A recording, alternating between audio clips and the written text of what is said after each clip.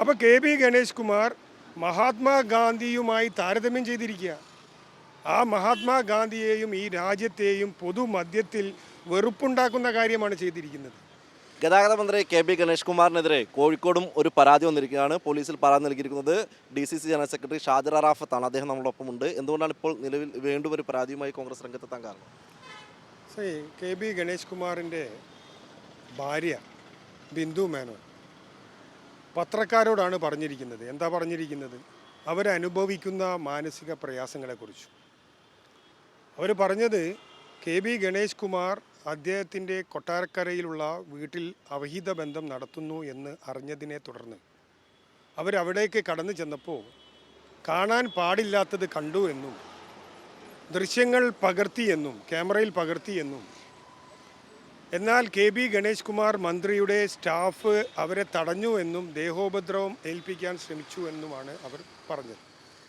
ഉടനെ തന്നെ K B Ganesh Kumar മന്ത്രി പൊതുമധ്യത്തിൽ വന്ന് പത്രപ്രവർത്തകരെ കണ്ട് പറഞ്ഞതെന്താ?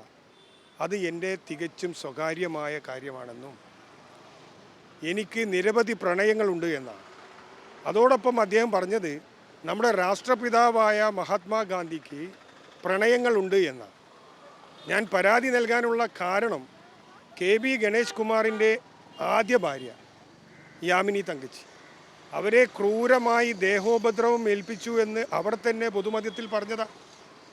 ആ ക്രൂരമായ മർദ്ദനം ഏറ്റുവാങ്ങിയതുകൊണ്ടാണ് അവർ വിവാഹമോചനം നേടി കെ ബി ഗണേഷ് കുമാറിനെ വിട്ടുപോയത്. അപ്പോൾ കെ ബി ഗണേഷ് കുമാർ മഹാത്മാഗാന്ധിയുമായി താരതമ്യം ചെയ്തിരിക്കുക. ആ മഹാത്മാഗാന്ധിയെയും ഈ രാജ്യത്തെയും പൊതുമധ്യത്തിൽ വെറുപ്പുണ്ടാക്കുന്ന കാര്യമാണ് ചെയ്തിരിക്കുന്നത്. കാരണം കെ ബി ഗണേഷ് കുമാറും രാഷ്ട്രപിതാവിന് ലോകം ആദരിക്കുന്ന മഹാത്മാഗാന്ധിയെ താരതമ്യം ചെയ്യുമ്പോൾ ഈ രണ്ടാം ഭാര്യയും പൊതുമധ്യത്തിൽ വന്ന് പറയുന്നു, ആദ്യ ഭാര്യയും പൊതുമധ്യത്തിൽ വന്ന് പറയുന്നു. അപ്പം മഹാത്മാഗാന്ധിയെ പൊതുമധ്യത്തിൽ അവഹേളിക്കുന്നതിന് വേണ്ടി പ്രസ്താവന നടത്തിയതുമായി ബന്ധപ്പെട്ടാണ് ഞാൻ പരാതി നൽകിയത്. കൂടാതെ അദ്ദേഹം ഒരു കാര്യം കൂടെ പറഞ്ഞു. അദ്ദേഹം പറഞ്ഞു, ഈ ദുരിതം അനുഭവിക്കുന്നവർ, പ്രയാസം അനുഭവിക്കുന്നവർ, അവരുടെ പ്രയാസങ്ങൾക്കും ദുരിതങ്ങൾക്കും പരിഹാരം ലഭിക്കുന്നതിന് വേണ്ടിയാണ് പോലീസിനെ അറിയിക്കുന്നത്. ആ 112 തുടങ്ങിയത് അതിന് വേണ്ടിയിട്ടാണ്. ആ 112ലേക്ക് അവരുടെ പ്രയാസങ്ങൾ പോലീസിനെ അറിയിക്കുന്ന സ്ത്രീകൾക്ക് വട്ടാണെന്നാണ്. അപ്പം ഈ സ്ത്രീകളെയും അദ്ദേഹം അപമാനിച്ചിരിക്കുകയാണ്, അവഹേളിച്ചിരിക്കുകയാണ്. BNS പ്രകാരം സെക്ഷൻ 74 അതേപോലെ നമ്മുടെ രാഷ്ട്രപിതാവിനെ അവഹേളിച്ചിരിക്കുന്നത് BNS പ്രകാരം സെക്ഷൻ 356. അപ്പോൾ ഇതുമായി ബന്ധപ്പെട്ടിട്ടാണ് ഞാൻ ഇന്ന് സിറ്റി പോലീസ് കമ്മീഷണർക്ക് പരാതി നൽകിയിരിക്കുന്നത്. എന്താ പറഞ്ഞത്? കമ്മീഷണർ പറഞ്ഞു ഇത് കൊല്ലത്താണ് നടന്നതെന്ന്.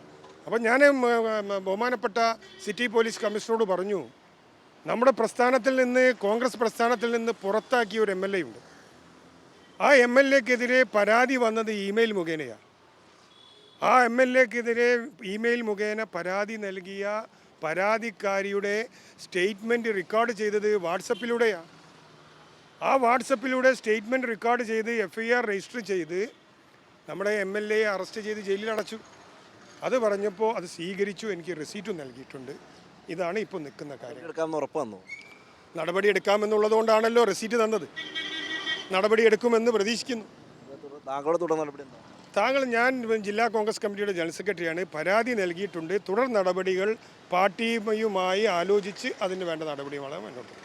പരാതി കോഴിക്കോട് ജില്ലാ കമ്മീഷണർക്ക് നൽകിയിട്ടുണ്ട്. അദ്ദേഹം നടപടിയെടുത്തില്ലെങ്കിൽ മറ്റു പാർട്ടി നേതൃത്വവുമായി ആലോചിച്ച് തുടർ നടപടികൾ സ്വീകരിക്കുമെന്നുള്ളത് കൂടിയാണ് അദ്ദേഹം പറയുന്നത്. ക്യാമറമാൻ ദിഗിലിനൊപ്പം സലാം മുഹമ്മദ്, മീഡിയ 1 കോഴിക്കോട്.